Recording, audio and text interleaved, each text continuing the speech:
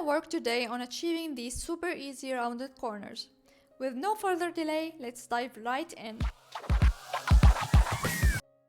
I'll select a sample image that I'm going to be working on, and I chose this yummy looking image.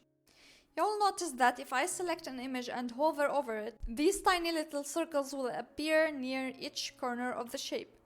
And by the way, you can tell that an image is selected when its borders turn blue. Now try to click the circle, hold and drag the cursor towards the center of the shape. The further you go, the rounder it gets. Now let's say you for some reason want only one rounded corners without the rest being affected. To do so, all you have to do is to press Alt and hold while you're dragging that circle towards the center. Keep in mind that once you hit Alt and drag a corner, Figma will save your last settings.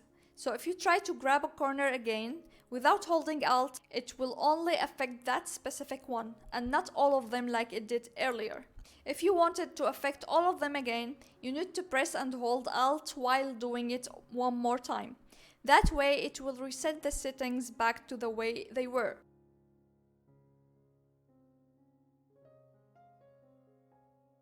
You can also change the corner settings from the side properties panel.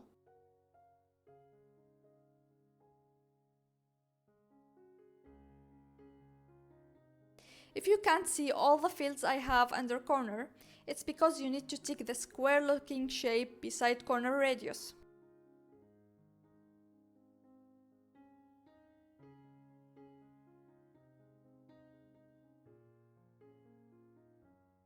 Now if you're satisfied with a specific radius value, you can apply it on all of your shapes by selecting them all. To do so, hold Shift while selecting each shape, then change radius once.